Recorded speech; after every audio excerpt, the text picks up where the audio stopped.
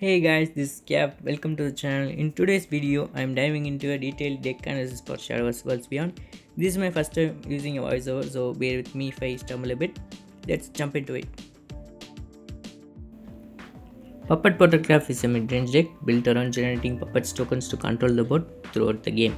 For Mulligan, you should focus on early game board control. Any two cards that generates puppets like Puppet Theater, Puppet Lancer or Ding Dong for card draw is also fine. For game plan, early game, control the board using puppet generators. For mid game, use early Evo points on Yuri for draw or heal. Play Nova to buff your puppets, prepping for big Orc's turn. Use Olia to stabilize and control tempo if needed. For late game, drop Orc's and Liam to push for lethal.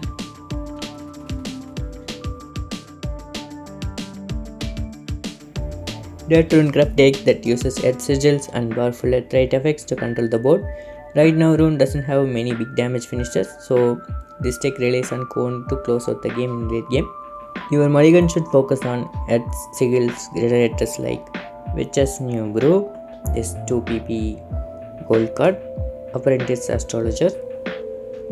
For a game plan in mid and early game, generate Earth Sigils, use Earth Trait to control the board.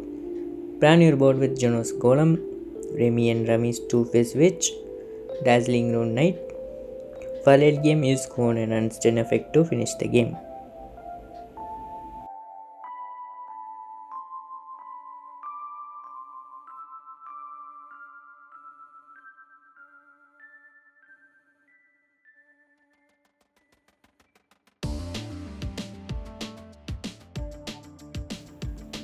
Fairy Forest focus on flooding the board with fairies and using Arya's Crest, aka leader effect, to give them stomps so they can go face. For Mulligan, you should focus on generating fairies by keeping cards like Fairy Convocation, Good Fairy of the Pawn, and Fairy Tamer.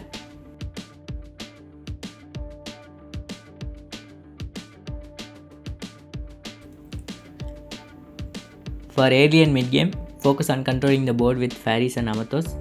Plan to play Arya before turn 8. For late game, use your fairies to set up combo with Ronch, or use Rose spell for the finisher.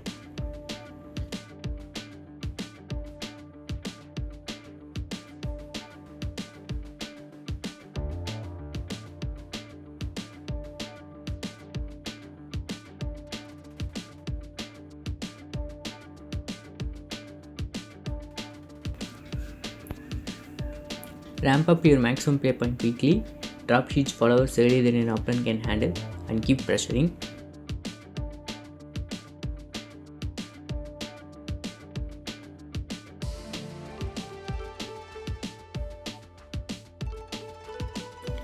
For your mulligan, keep Dragon Sign, Aifa Wind Rider, and Little Dragon Nanny.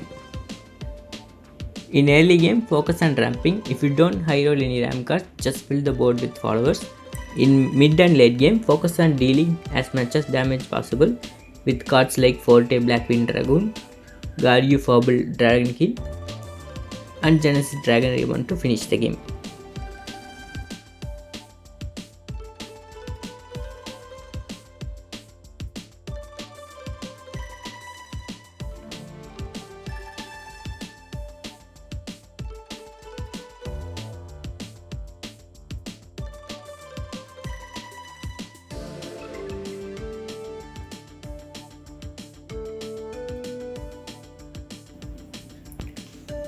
In Shadowverse Worlds Beyond, Artifact Portal has been reworked into a Gundam style robot building deck. For Mulligan, you can keep cards like Artifact Recharge, Medium the Resolute, and UD Maiden Reborn. For game plan, check this blueprint for more details. I will be covering a video for it too.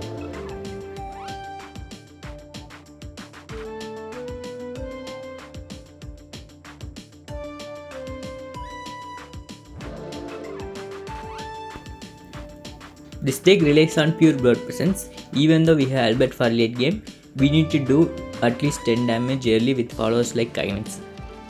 For Mulligan, keep Quick Blader, Ding Dong, Kagamitsu.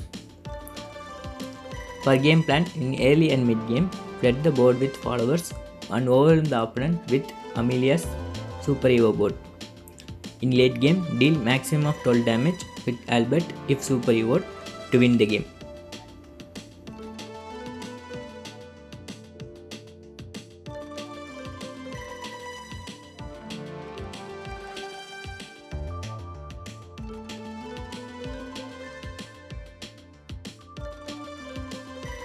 Your average control Havencraft deck with Cocytus support. For Mulligan, keep Ding Dong, Sanctuary, and Angelic Prism Priestess. For early and mid game, control the game with AoE effects and heal until you play Cocytus. In late game, use Apocalypse deck to win the game.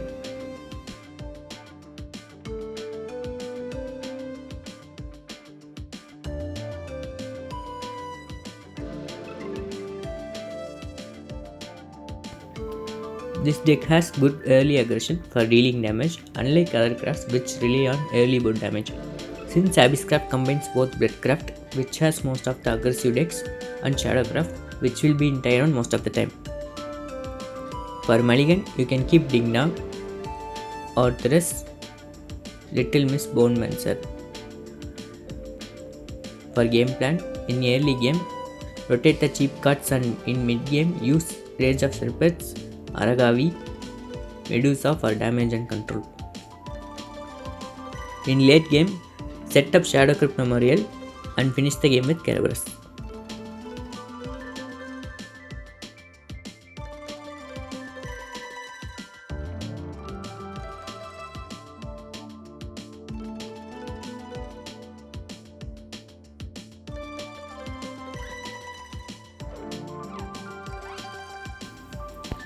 You need to ramp as much as possible for early Cocytus.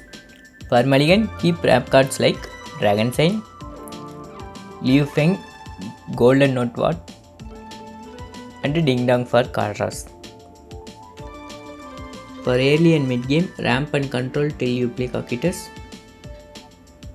For late game, finish the game with lethals like use Cocytus spell, Astro's Awakening, which set the enemy leader's maximum defense to 1, and burn it. Crest will deal 1 damage to start of enemy turn, low TK him. Other combos like giving Storm to Servant of Cocytus, using Zell, Wind Reader, and buffing him with Marian, deal 70 damage.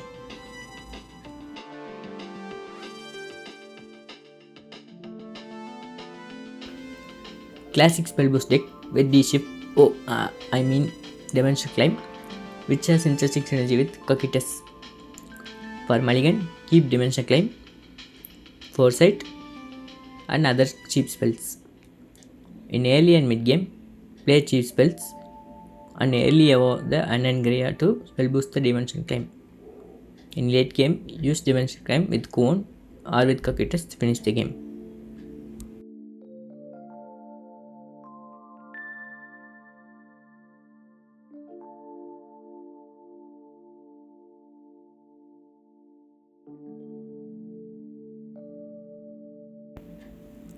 This deck relies on timing Amulet followers with Jean.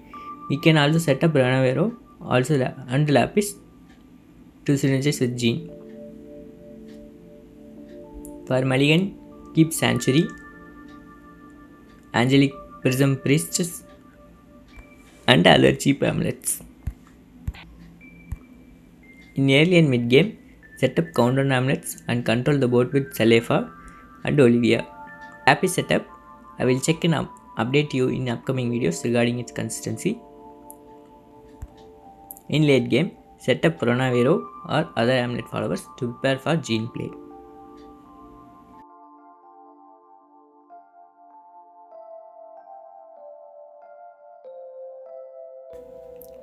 Thank you for watching. Leave your thoughts on comments, like, share, subscribe. Matane!